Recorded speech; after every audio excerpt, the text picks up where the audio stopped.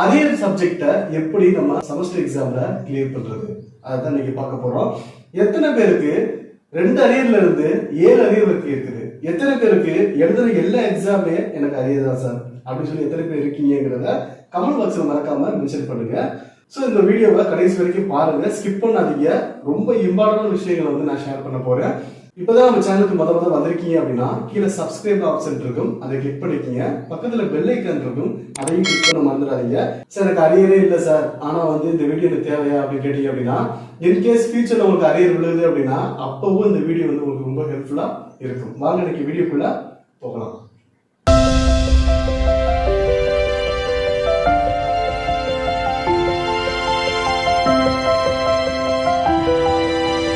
முதல் விஷயம் நீங்க தெரிஞ்சுக்க வேண்டியது என்ன அப்படின்னா, ஒரு ஸ்டூடெண்ட்ஸை நம்ம 2 கேட்டகரியா பிரிப்போம்.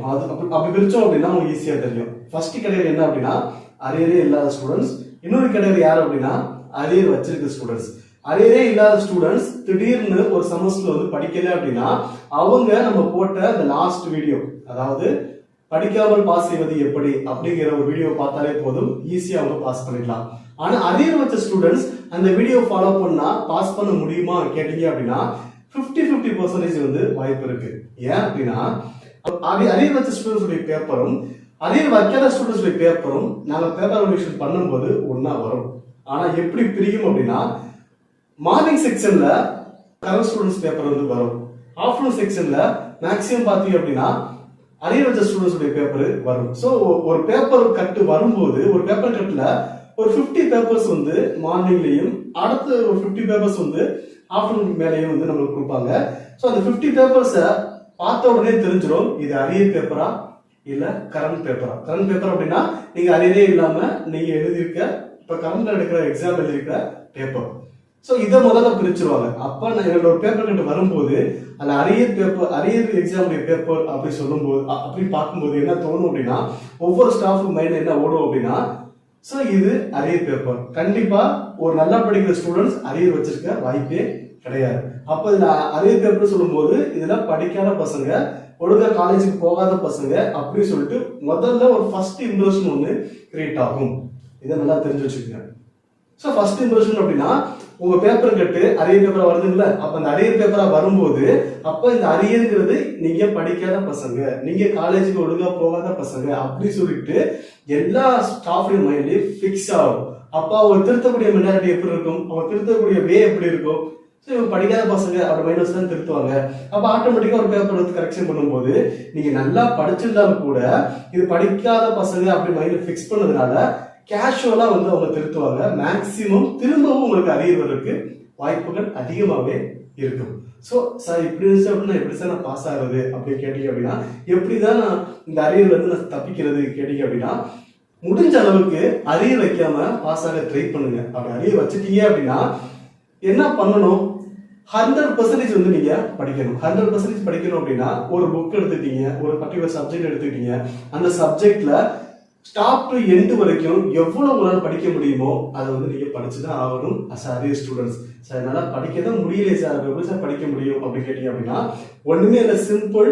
அந்த சப்ஜெக்டை நல்லா படிச்சிருக்க ஸ்டூடெண்ட்ஸ் ஃபோன் நம்பர் வாங்கியோ இல்ல அந்த ஸ்டூடெண்ட்ஸ் பக்கத்துல போய் உட்காந்தோ எனக்கு இதை வந்து ஈஸியா கிளியர் பண்ணலாம் எனக்கு சொல்லி கொடு. இஃப் யார் இங்கிலீஷ் டிபார்ட்மெண்ட், தமிழ் டிபார்ட்மெண்ட் அப்படின்னா நீங்க ஓனாவே ப்ரிப்பேர் பண்ணலாம். இப்ப நீங்க அக்கௌண்டன்சி வேற ஏதாச்சும் டிபார்ட்மெண்ட், காமர்ஸ் டிபார்ட்மெண்ட் மாதிரி இருக்கிறீங்க அப்படின்னா அதுக்கு வந்து கண்டிப்பா நீங்க ஒரு குரூப் ஸ்டடி பண்ணாதான் அதை வந்து கண்டிப்பா கிளியர் பண்ண முடியும். ஒரு 5 யூனிட் இருக்குன்னு வச்சுக்கலாம். 5 யூனிட்ல நீங்க அட்லீஸ்ட் ஒரு 3 யூனிட் வந்து கம்ப்ளீட்டா வந்து நீங்க தரவு பண்ணி வச்சிருக்கணும் அஸ் அரியர் ஸ்டூடெண்ட்ஸ். சரிங்களா? 3 யூனிட்ஸ் ஃபிங்கர் டிப்ல வச்சிருந்தீங்க அப்படின்னா கண்டிப்பா உங்களால இந்த செமஸ்டர் வந்து உங்களுக்கு அரியர் வச்சிருக்கிற சப்ஜெக்ட் வந்து ஈஸியா உங்களால கிளியர் பண்ண முடியும். சரிங்களா? இதை நல்லா மைண்ட் வச்சுக்கோங்க. கண்டிப்பாக அரியர் வச்ச ஸ்டூடெண்ட்ஸ் படிக்க தான் வேணும், வேற வழியே கிடையாது. ஏன்னா அப்படின்னா உங்க பேப்பர் ஸ்டாஃப்ல வந்தாலே வந்து இவங்க யாரும் படிக்காத பசங்க டிசைட் பண்ணி இருக்கிறதுனால கண்டிப்பா நீங்க படிக்காம பாஸ் பண்ணிடலாம் அப்படி சொல்லி நினைச்சிடாதீங்க. அது மேக்சிமம் வேஸ்டா தான் ஆகும். சார் எனக்கு எப்பயாச்சும் எனக்கு ஹெல்ப் பண்ணுங்க சார், எப்பயாச்சும் எனக்கு படிக்கவே வர மாட்டேது அப்படின்னு சொல்லி நினைக்கிறீங்க அப்படின்னா நான் சொல்ற சில விஷயங்களை ஃபாலோ பண்ணி பாருங்க. மேக்ஸிமம் இது வந்து 100% ஒர்க் ஆகும் சொல்ல, ஒரு 80% வந்து ஒர்க் ஆகும். ஏன்னா ஃபர்ஸ்ட் ஸ்டெப் என்ன அப்படின்னா உங்களுடைய hand writing plus paper presentation இது ரெண்டையும் வந்து பக்காவா கொடுங்க ஃபர்ஸ்ட். செகண்ட் அடுத்து என்ன பாத்தீங்க அப்படின்னா, ஒரு பேப்பரை நாங்க தொடுறோம் அப்படின்னா, ஒரு அரியர் பேப்பரை தொடுறோம் அப்படின்னா அந்த அரியர் பேப்பர்ல கண்டென்ட் இருக்கா இல்லையா அப்படின்றத பார்ப்போம். மேக்சிமம் அந்த அரியர் பேப்பர்ல ஒரு பேட் இம்ப்ரெஷன் இருக்கும். பிளஸ் யாராவது எழுதிருக்கானா பார்ப்போம் அப்படின்னா ஜஸ்ட் பேப்பரை தூக்கி இப்படி திருப்பி பார்ப்போங்க. திருப்பி பார்க்கும்போது நீங்க வந்து ஒரு 5 பேஜ் 6 பேஜ் எழுதிருக்கீங்கன்னு வச்சுக்கலேன், அப்ப இன்னும் உங்க மேல வந்து 100% தெளிவா ஃபிக்ஸ் பண்ணிடுவாங்க. இந்த பையன் திரும்பவும் படிக்கல, இந்த பொண்ணு திரும்பவும் படிக்கல அப்படின்னு சொல்லி ஃபிக்ஸ் பண்ணிடுவாங்க. அப்ப என்ன ஆகும், திரும்பவும் பேப்பர் அரியது அவ்வளோ, திரும்ப நீங்க நெக்ஸ்ட் செமஸ்டர் தான் வந்து அந்த பேப்பரை திரும்பவும் அப்ளை பண்ணி எழுதணும். ஸோ இது நமக்கு தேவையா? ஒவ்வொரு செமஸ்டருக்கு வந்து நம்ம அப்ளை பண்ணி அமௌண்ட் வேஸ்ட் பண்ணி நம்ம திரும்ப திரும்ப எழுதணும் தேவையா? அதுதான் என்ன சொல்றோம் அப்படின்னா, 5 யூனிட்ல ஃபர்ஸ்ட் ஒரு 3 யூனிட்டை தரவா வந்து படிச்சு வச்சுக்கோங்க. சார் அப்போ ரிமைனிங் ஒரு 2 யூனிட் படிக்க வேணாமா சார் கேட்டீங்க? கண்டிப்பா படிக்கணும், லைட்டா டச் வச்சுக்கோங்க, அவ்வளவுதான். அண்டு பேப்பர் வந்து நான் முன்னாடி சொன்ன மாதிரி அட்லீஸ்ட் 20 பேஜுக்கு மேலேயாச்சும் வந்து தாண்டிடுங்க. இன்னொரு கொஸ்டின் என்ன கேட்டீங்க அப்படின்னா, இந்த பேப்பரை 23 பேஜுக்கு மேல எழுத ட்ரை பண்ணுங்க அப்படி சொல்லும்போது சில பேர் என்ன கேட்டீங்க அப்படின்னா, சார் அப்ப நம்ம அப்படி எழுதிட்டோம் அப்படின்னா பாஸ் பண்ணிடுவாங்களா சார், பேப்பருக்கு மார்க் தருவாங்களா சார் அப்படின்னு கேட்டீங்க அப்படின்னா, பேப்பருக்கு மார்க் எந்த யூனிவர்சிட்டியும் கொடுக்கறதே கிடையாது. ஆனா ஏன் எழுத சொல்றோம் அப்படின்னா, ஒரு impression bad impression already create ஆயிருக்கும். அந்த பேட் இம்ப்ரெஷனை கொஞ்சமாச்சும் உடைக்கணும் அப்படின்னா அட்லீஸ்ட் எழுதுங்க. அப்போ திருத்தப்பட்ட ஸ்டாஃபுக்கு என்ன தோணும் அப்படின்னா, இந்த பையன் ஓரளவுக்கு ட்ரை பண்ணியிருக்கான், பாஸ் ஆக ட்ரை பண்ணியிருக்கான், அட்லீஸ்ட் எக்ஸாமை மதிச்சிருக்கான் அப்படி சொல்லியாச்சும் திருத்தப்பட்ட ஸ்டாஃபுக்கு கிரியேட் ஆகும். முடிஞ்ச அளவுக்கு அந்த பேட் இம்ப்ரெஷன் கிரியேட் பண்ணி இருக்கும்போது அந்த பேட் இம்ப்ரெஷனை குறைச்சு குட் இம்ப்ரெஷன் வந்து நம்ம எந்த அளவுக்கு நம்ம அதிகமாக்குறோமோ அந்த அளவுக்கு உங்க பேப்பர், அந்த அரியர் உள்ள பேப்பர் கிளியர் ஆகி பாஸ் ஆகி போறதுக்கு வாய்ப்புகள் அதிகமாகவே இருக்கு.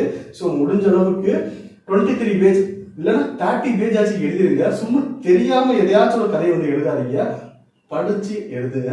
அப்பதான் வந்து அரியரை உங்களால ஈஸியா கிளியர் பண்ண முடியும். சரிங்களா ஸ்டூடெண்ட்ஸ்? ஸோ இந்த விஷயங்களை நீங்க ஃபாலோ பண்ணீங்க அப்படின்னா உங்களுடைய அரியர் சப்ஜெக்ட் நீங்க ஈஸியா கிளியர் பண்ணலாம். என்னென்ன சொன்னேன், முதல்ல ஒரு 23 பேஜுக்கு மேல எழுத ட்ரை பண்ணுங்க. செகண்ட் விஷயம் என்ன பண்ணுங்க, உங்க பேப்பர் பிரசன்டேஷன் ஹேண்ட் ரைட்டிங்க்கு இம்ப்ரூவ்மெண்ட் கொடுங்க. மூணாவது விஷயம், கண்டிப்பா குரூப் ஸ்டடி பண்ணுங்க. ஃப்ரெண்ட்ஸ்கிட்ட கேட்டு எதெல்லாம் வந்து நீங்க எதெல்லாம் வந்து டஃபா இருக்குதோ அதெல்லாம் கேட்டு படிச்சு நீங்க ப்ரிப்பேர் ஆகுங்க. இன்னும் லாஸ்ட் நம்ம சொல்ல வேண்டியது என்ன அப்படின்னா, நீங்க இந்த மாதிரி விஷயங்கள்லாம் நீங்க பண்ணல, இதுக்கெல்லாம் நீங்க இம்பார்ட்டன்ட் தரல அப்படின்னா எத்தனை செமஸ்டர் தாண்டினாலும் உங்களுக்கு அரியர் பேப்பர் வந்து பாஸா வந்து ஆகிறதுக்கு வாய்ப்புகளே இல்லை. ஸோ சில பேர் 100ல ஒரு 5 பேப்பர் 6 பேப்பர் வந்து ஏதோ ஒரு உங்க லக்கில் கூட பாஸ் ஆகி போக வாய்ப்புகள் இருக்குது. ஆனா மேக்சிமம் திருத்தக்கூடிய ஸ்டாஃபோட மைண்ட்ல அரியர் பேப்பர் தனியா தெரிஞ்சிடும். அரியர் பேப்பர் ஒரு கரெக்டா 50 பேப்பர் வரும்போது இவங்க படிக்காத பசங்க தான் அப்படின்னு சொல்லி திங்க் பண்ணுவாங்க. இருந்தாலும் என்ன யோசிப்பாங்க அப்படின்னா, சில பேர் வந்து படிக்கிற பசங்க கூட லாஸ்ட் செமஸ்டர் ஏதோ ஒரு சுச்சுவேஷன்ல ஏதோ ஒரு எமர்ஜென்சில எக்ஸாம் எழுதாம போக கூட வாய்ப்புகள் இருக்கு. அப்ப நம்ம எல்லாரையும் வந்து படிக்காத பசங்க திங்க் பண்ண முடியாது. அப்ப படிச்ச பசங்க கூட லாஸ்ட் செமஸ்டர் அட்டன் பண்ணாம இந்த செமஸ்டர் எழுதிருப்பாங்க அப்படின்னு சொல்லி சில ஸ்டாஃபோட மைண்ட்ல இருக்கும். அவங்க என்ன பண்ணுவாங்க அப்படின்னா கொஞ்சம் கேர்ஃபுல்லா திருத்துவாங்க. ஏன் அப்படின்னா, படிக்காத பசங்க இவங்க படிக்காதீங்க அப்படின்னு நினைச்சுக்கிட்டு அழைச்சிட்டு போயிட்டாங்க அப்படின்னா நாளைக்கு படிச்ச பையனும் பாதிக்கப்படுவான். அதுக்கு என்ன பண்ணுவாங்க அப்படின்னா கொஞ்சம் லைட்டா பார்ப்பாங்க. லைட்டா பார்க்கும்போது paper presentation and hand writing and இந்த பேஜ்லாம் அவ்வளோ ஃபில்அப் பண்ணி எழுதிருக்காங்க அப்படி சொல்லும்போது என்ன ஆகும், அப்போ இந்த பையன் வந்து லாஸ்ட் எக்ஸாம் எழுதலையோல அதனாலதான் வந்து அறிவு வந்திருக்கான், ஆக்சுவலாக அவன் படிக்கிற பையன் அப்படின்னு சொல்லி டிசைட் பண்ணுவாங்க. இன்னொரு விஷயம் என்ன அப்படின்னா, ஒன் வேர்டு இதுல இருந்துச்சு அப்படின்னா மேக்ஸிமம் ஒன் வேர்ட்ஸ் வந்து ஒரு 15 ஒன் வேர்ட்ஸ் வருது அப்படின்னா, இப்போ பெரிய யூனிவர்சிட்டி வந்து பாத்தீங்கன்னா 15 ஒன் வேர்ட்ஸ் பார்ட் ஏல கேட்பாங்க. அப்ப அது 15 ஒன் வேர்ட்ஸை நீங்க என்ன பண்ணணும் அப்படின்னா தெளிவாக 15க்கு அட்லீஸ்ட் ஒரு 12க்கு மேலேயாச்சும் வந்து உங்க மார்க் வந்து எடுக்க நீங்க ட்ரை பண்ணணும். அப்படி எடுத்துட்டீங்க அப்படின்னா 12 மார்க் வந்துருச்சு. ரிமைனிங் வந்து பாத்தீங்க அப்படின்னா எத்தனை மார்க் தேவை, ஸோ அந்த 30 மார்க் எடுத்தா பாஸ் மார்க். அப்ப 12 1 மார்க்ல கிடைச்சிருச்சு. ரிமைனிங் மார்க்ஸ் மட்டும் எடுத்துட்டீங்க அப்படின்னா கண்டிப்பா உங்க பேப்பர் பாஸ் ஆயிரும். அப்ப 12 எடுத்துட்டீங்க அப்படின்னு சொல்லும்போது இந்த பேப்பரை எப்படா பாஸ் பண்ணி விடலாம் அப்படின்னு சொல்லி ஸ்டாஃப் நினைப்பாங்க. ஸோ உங்களோட எல்லா ஸ்டாஃபோடைய மைண்ட்ல என்ன அப்படின்னா, நம்மள்ட்ட வர பேப்பருடைய பசங்க வந்து எல்லாரும் பாஸ் ஆகணும்னு நினைப்பாங்க, யாரும் ஃபெயில் ஆகணும் அப்படின்னு சொல்லி நினைக்கவே மாட்டாங்க. அப்படி திருத்தும் போதும் நம்ம எப்படி நம்முடைய பிரசன்டேஷனையும் நம்முடைய பேஜ் எத்தனை எழுதிருக்கோங்கிறத மெயினா பார்க்கணும். பேஜுக்கு மார்க் கிடையாது. நான் சொல்ற விஷயங்களை தப்பா புரிஞ்சுக்காதீங்க, அண்டர்ஸ்டாண்ட் பண்ண ட்ரை பண்ணுங்க. முடிஞ்ச அளவுக்கு பேட் இம்ப்ரெஷனா உள்ள உங்க பேப்பர் குட் இம்ப்ரெஷனா மாறணும். அதுக்காண்டி தான் நான் சொல்லிட்டு இருக்கேன். ஸோ இப்போ நான் சொன்ன சில தகவல்களை அவங்க மைண்டில் வச்சுக்கிட்டு அரியர் எக்ஸாம் எழுத போங்க. அரியர் எக்ஸாம் சக்ஸஸ்ஃபுல்லாக எழுதி முடிங்க, பாஸ் ஆகுங்க. நிறைய வீடியோஸ், நிறைய யூடியூப் வீடியோஸ்ல வந்து இதை பண்ணுங்க அப்படின்னு சொல்லியிருப்பாங்க. அதெல்லாம் கிடையாது. என்ன அதை வந்து 10th 12th எக்ஸாம் எப்படி பாஸ் ஆகுறது, மார்க் ஸ்கை ஸ்கோர் பண்றது, அதை பேஸ் பண்ணி தான் எல்லாம் சொல்லிட்டு இருப்பாங்க. ஸோ அது கிடையாது. நான் கரண்ட்ல பேப்பரேஷன் பண்ணி யூனிவர்சிட்டியில எப்படி பேப்பரேஷன் நடக்குங்கிறத பார்த்தும் அதில் உள்ள டிப்ஸை தான் உங்களுக்கு கொடுத்துட்டு இருக்கேன். இது நாட் ஓன்லி பர்டிகுலர் யூனிவர்சிட்டி கிடையாது, பர்டிகுலர் யூனிவர்சிட்டி மட்டும் கிடையாது, எல்லா யூனிவர்சிட்டியில வந்து மேக்ஸிமம் இந்த மாதிரி பேப்பரேஷன் நடக்குது. ஏன் அப்படின்னா மற்ற யூனிவர்சிட்டியில் உள்ள என்னுடைய ஃப்ரெண்ட்ஸ் அவங்க ஸ்டாஃபாக இருக்கிறாங்க, அவங்கள்டையும் என்கொயரி பண்ணி உங்கள் யூனிவர்சிட்டியில் எப்படி பேப்பரேஷன் நடக்குது அப்படின்னு சொல்லி கேட்டதுக்கு அப்புறம் அவங்க சொன்ன சில டிப்ஸையும் வந்து நான் சேர்த்து தான் வந்து உங்களுக்கு கொடுத்துருக்கிறேன். என்னுடைய தனிப்பட்ட எதிர்பார்ப்பு என்ன அப்படின்னா, நம்ம சேனலை ஃபாலோ பண்ணிட்டு இருக்க ஸ்டூடெண்ட்ஸ் கண்டிப்பாக பாஸ் ஆகி தான் போகணும், அதிக மார்க் ஸ்கோர் பண்ணி தான் போகணும். யாருமே திரும்பவும் ஃபெயில் ஆக கூடாதுங்கிறதுக்காண்டி தான் வந்து இந்த வீடியோ உங்களுக்கு ஷூட் பண்ணியிருக்கேன். ஸோ இந்த வீடியோவில் பற்றி ஏதாவது டவுட்ஸ், இன்னும் இதுக்கு மேலே வந்து அரியர் எக்ஸாம் பற்றி ஏதாவது டவுட்ஸ் கிளாரிஃபிகேஷன் வேணும் அப்படின்னா மறக்காம கீழே கமெண்ட் பாக்ஸில் மென்ஷன் பண்ணுங்க. கண்டிப்பாக உங்களுக்கு கமெண்ட்டுக்கு நான் படிச்சு ரிப்ளை பண்ணுவேன்.